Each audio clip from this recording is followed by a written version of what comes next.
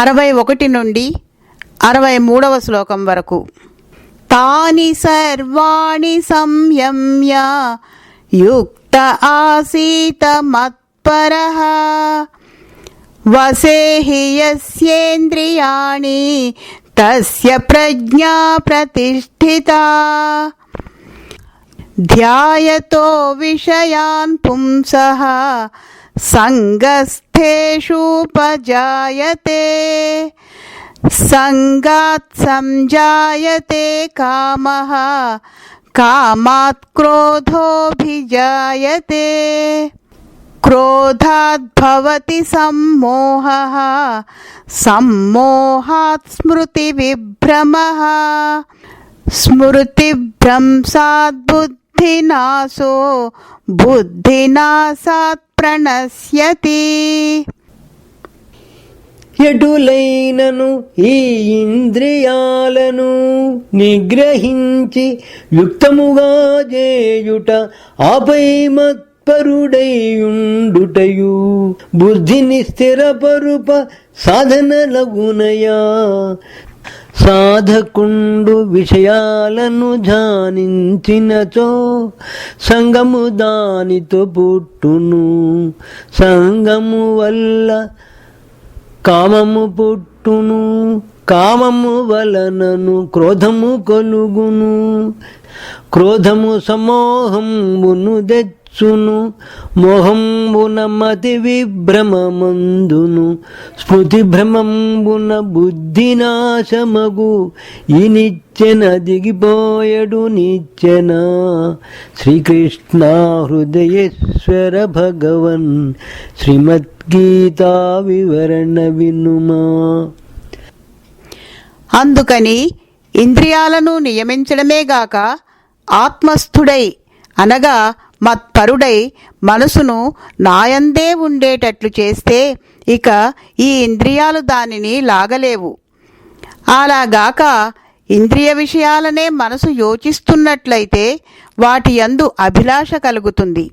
దానివల్ల కామం, కామం వల్ల క్రోధం, క్రోధం వల్ల మోహం, మోహం వల్ల స్మృతినాశం, స్మృతినాశం వల్ల బుద్ధిభ్రమణం, దాంతో సర్వనాశనం కలుగుతవి. ఇది క్రిందకు దిగిపోయే నిచ్చెన యొక్క స్వరూపం.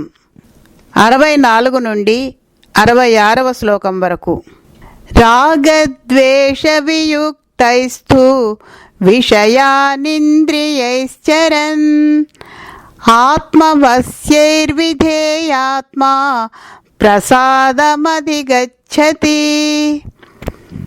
ప్రసాదే సర్వదుఃఖానాం హానిరస్యోపజాయతే ప్రసన్నచేతసో హ్యాసు బుద్ధిః పర్యవతిష్ఠతే నాస్తి బుద్ధిరయుక్తస్య నచాయుక్తస్య భావనా నచా భావయతః శాంతిః అశాంతస్య కుతః సుఖం. రాగము ద్వేషము లేని వాడవై ఆత్మపరముగా మనసునుంచవలే. సమగ్రముగా ఈ సాధన నడపిన ప్రసాదమును జుటి బొందెదవయ్యా. ప్రసాదవశమున నన్ని దుఃఖములు నశించిపోవును నిశ్చయంబుగా. ప్రసన్నమైన నీ మనోబుద్ధులు ఆత్మధ్యానమందు స్థిరమ్మగు. అయుక్తునకు తగు బుద్ధియుండదు. ఆత్మను గూర్చిన భావముండదు. శాంతభావమే తెలియదు ఆనికి. అశాంతునకు ఇక సుఖమెక్కడిదయా.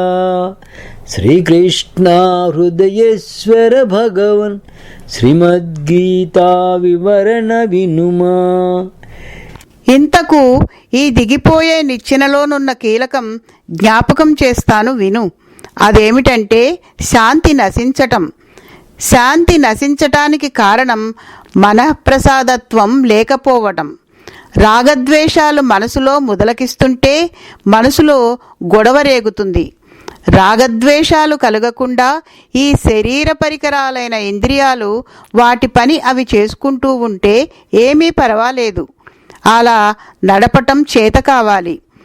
ఇంద్రియాలను ఏ క్షణాన అనుకుంటే ఆ క్షణంలో అదుపులో పెట్టుకోగలిగిన వశీకరణ శక్తి మనసుకు కలిగియుండినట్లయితే అప్పుడు ప్రసాద బుద్ధి కలుగుతుంది.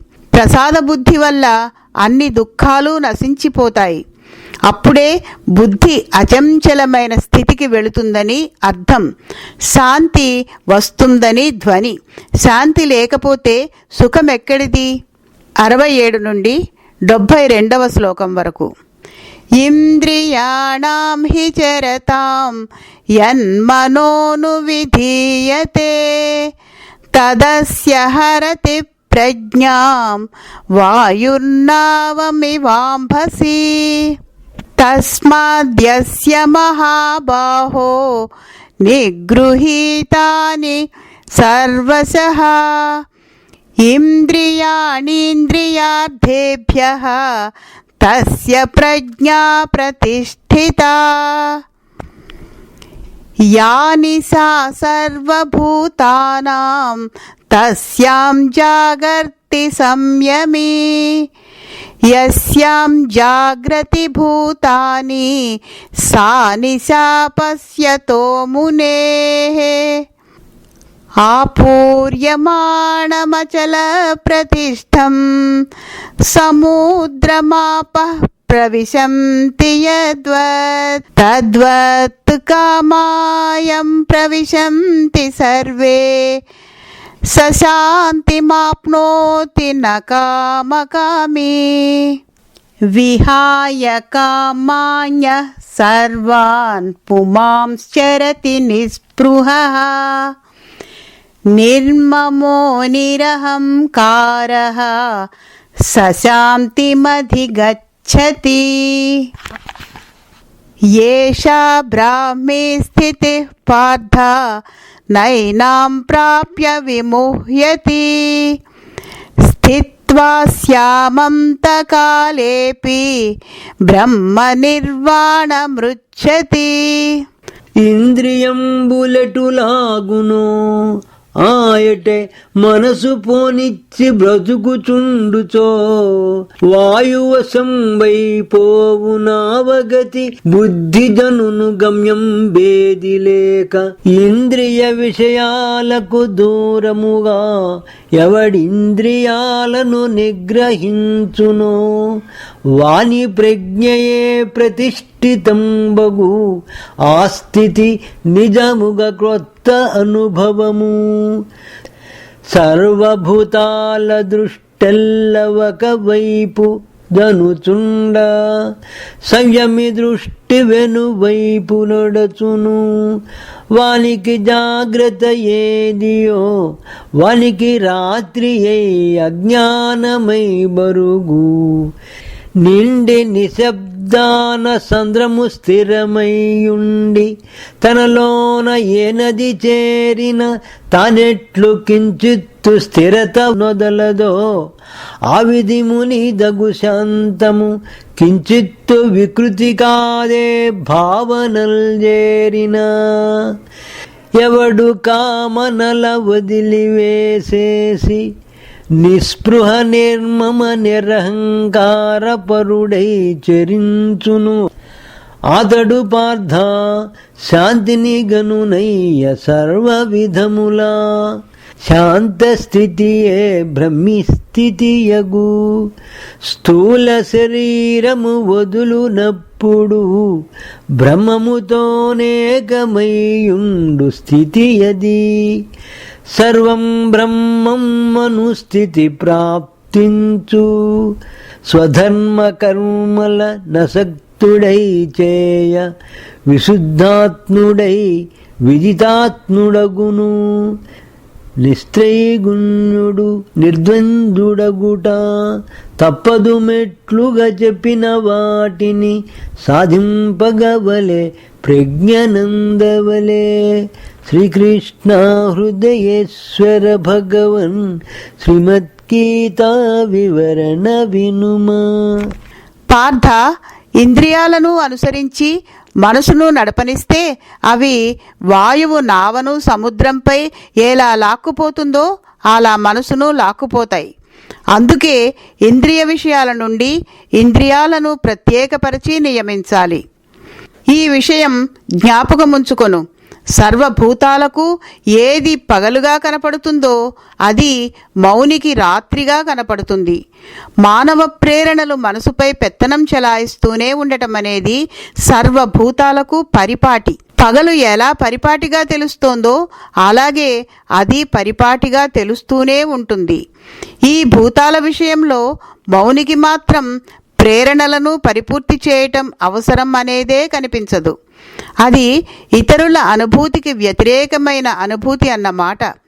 వారికి పగలైతే వీనికి అది రాత్రి అనటం అందుకని ఇంద్రియాలను జయించి ఇంద్రియ లక్షణాలను హరింపచేయాలి. ఇది తెలిసి ప్రవర్తిస్తాడు మౌని. అలాంటి స్థితిలోనున్న మౌని ఎలా ఉంటాడో చెప్తాను విను. అనేక నదులు రకరకాలైన నీటిని అంతూ పొంతూ లేకుండా తెచ్చి తన యందు వదులుతున్న సముద్రం కించిత్తైనా మార్పు చూపదు. నీటి మట్టం పెరగటం గాని తరగటం గాని రుచి మారటం కాని సముద్రానికి ఏమీ ఉండనట్లే బాహ్యం నుంచి మౌనికి ఎన్ని ప్రేరణలు వచ్చి చేరినా అవన్నీ తనలో లయించి ఊరుకొనటం జరుగుతుంది. నిలిచి ఉండవవి, నశిస్తవి అనగా అతడి యందు కామముదయింపజేయజాలవని ధ్వని. అప్పుడే శాంతి. అంతేకాని కామాలకు లోబడి వాటిని కోరేవానికి శాంతి అనేది ఉండదు. కనుక కోరికలన్నింటినీ విడచి కాంక్షారహితుడై మమకారం లేకుండా అహంకారం లేకుండా చరిస్తుంటే అతడు శాంతిని పొందుతాడు. అదే బ్రాహ్మీ స్థితి. ఈ స్థితిని పొందిన తరువాత మనిషి మోహాన్ని పొందజాలడు. మెట్టు నెక్కకుండా అలాగే ఉంటే చివరకు శరీరం చనిపోయిన మీదట అతడికి మోక్షం కలుగుతుందిగాక, పరంలో లీనమైపోతాడుగాక. ఈ 2వ అధ్యాయంలో చెప్పిందేమిటంటే వ్యక్తి శరీరానికి భిన్నమైనవాడు. అతడు శాశ్వతుడు. వ్యక్తి సామాజికుడుగా స్వధర్మాన్ని చెయ్యాలి. వ్యక్తిగత లక్షణాలకు ప్రాధాన్యం ఇవ్వరాదు. అనగా సమాజం కోసం బ్రతకాలి. వ్యక్తి లక్షణాలకు స్వధర్మానికి వ్యతిరేకత కలిగినప్పుడు స్వధర్మమే చేయాలి గాని వ్యక్తిగత లక్షణాలను పాటించరాదు. అలా బ్రతుకు నడపడానికి ప్రాతిపదికగా 3 సూత్రాలు చెప్పారు. 1. నేను అనేది విలువైంది. శరీరము అంతకంటే తక్కువ స్థాయిది. 2. కర్తవ్యకర్మ చేయడానికే నీకు అధికారం ఉంది లేదా అవకాశం ఉంది. ఫలితమంతా నాకే రావాలనుకోరాదు. రావలసింది రానే వస్తుందిగాక. 3. యోగస్థుడవై ఉండాలి. బుద్ధియోగం పాటించాలి. ఈ సూత్రాలనే ముందు అధ్యాయాల్లో ఎన్నో రకాలుగా విడమర్చి చెప్పుతాడు భగవానుడు. ఓం తత్సదితి శ్రీమద్భగవద్గీతాసు ఉపనిషత్సు బ్రహ్మ విద్యాయాం యోగశాస్త్రే శ్రీకృష్ణార్జున సంవాదే సాంఖ్యయోగో నామ 2వ అధ్యాయః.